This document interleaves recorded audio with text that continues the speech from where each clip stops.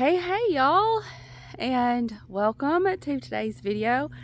Out here by the greenhouse. If you watched the video, one of the videos that went out earlier this week, we were putting the brand new cover on our greenhouse. Let's go inside. It feels so nice in here.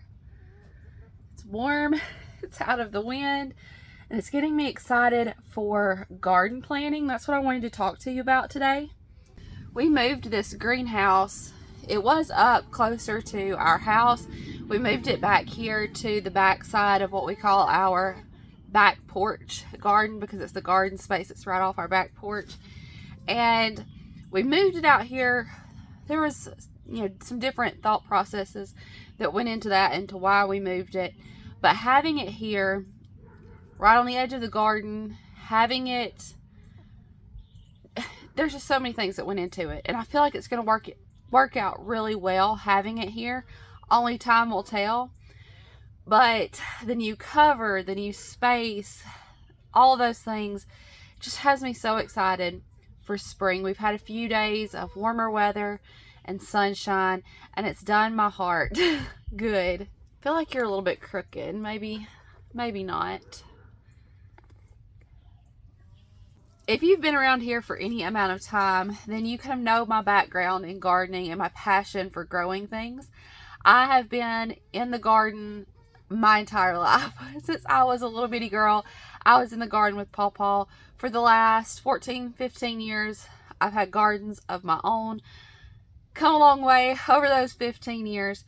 And I enjoy sharing my experience with you and encouraging you to just put a seed in the ground.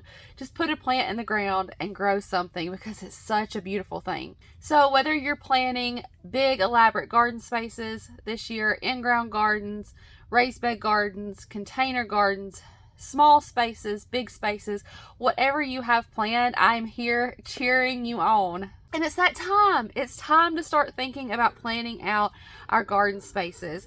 So that's what I'm going to talk to you about. I paper plan and I digital plan.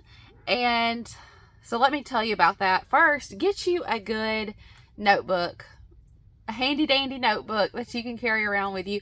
I picked this one up at Dollar Tree, but it's the perfect size that I can put it in my overall pockets when I'm out working in the garden. I can put it in the side of my garden stool, and I can just always have it with me to take down notes. This is invaluable. Yes, the digital planning is fun, and like I said, I'm going to show that to you and show you what I use, and that's fun and all those things, but this is invaluable. You can have this forever to actually put your hands on, to touch, to flip through. You can even pass this on to your children, and it's like a time capsule of your 2024 garden. I have planned out some of my garden spaces, and this is just kind of what I'm thinking. And then as we actually plant, I will make a diagram showing what we planted, where we planted it, list out what varieties, and we can keep track of how those varieties did for us, what our harvest was like.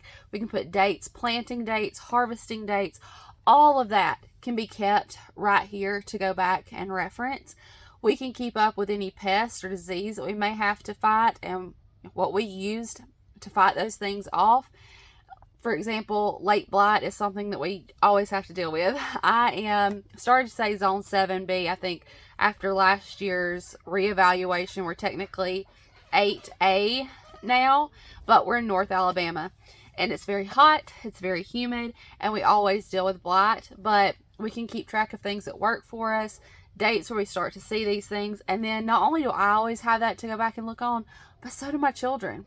They can say, hey, this is what Mama did. This is how she approached these things. This is what she planted. These are the varieties of tomatoes that did well for her. These tomatoes did better against blight than these. These cucumbers gave her more yield for making pickles. She can, my kids can go back and read all of those things in this little dollar notebook. It's invaluable. Let me tell you, y'all, as soon as I say I'll remember, that's when I forget. Oh, I'll remember what I planted there. I'll remember what day I started those seeds. No, I won't. I have to write it down.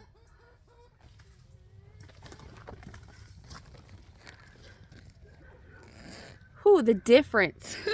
The difference in temperature outside of this greenhouse.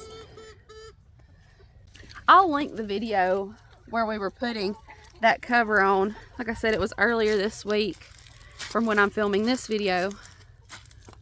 But I'll link that for you so you can watch it. It was a weekend vlog. If you're only going to do one thing when it comes to planting, you're only going to have one tool that you utilize planning out garden spaces or keeping track of your notes, I definitely suggest pen and paper. Something you can put your hands on, something you can flip through. However, we don't have to do just one thing, right?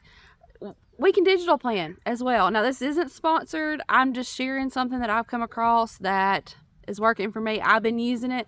It's fun to use. It's an app called Planter, and you can actually go in and map out your garden space. You can take these little graphics of different vegetables and flowers and herbs and move them around. You can figure out a way to best utilize the space in your garden, what you can grow in a small space. It's fun to be able to see how much you can fit into that space to get a good yield. And you can keep it very generic. So take tomatoes and make a row of tomatoes, or you can go in and select specific varieties that you're going to plant and actually map out your varieties. I did that with some of the things so that you could see it. I think I've got a screen recording that I'm inserting for you to see. Like the cucamelons, I went in and actually chose cucamelons and marked those out. So you can do it either way. You can keep it generic or you can get specific. Something that I get a good bit of questions on is, what do I plant next to what? Or does it matter what I plant next to what? So it is not the be all end all, y'all. If you're putting too much thought into that, just lay it aside and plant a seed.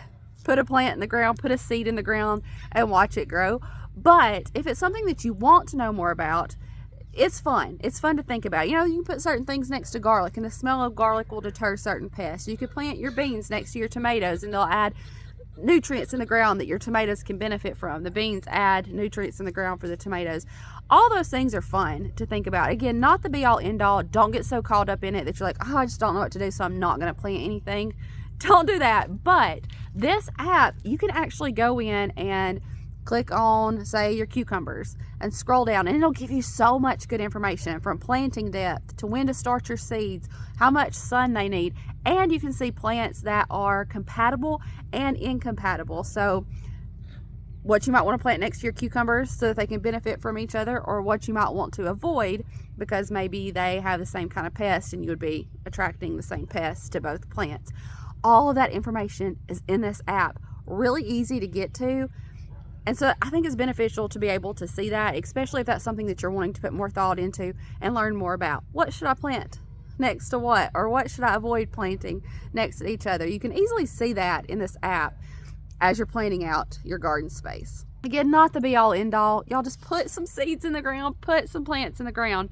But if that's something you want to start thinking more about, if you're to that point in your gardening where you want to think about just adding that little bit of extra knowledge, taking that extra step, then it is certainly beneficial to know.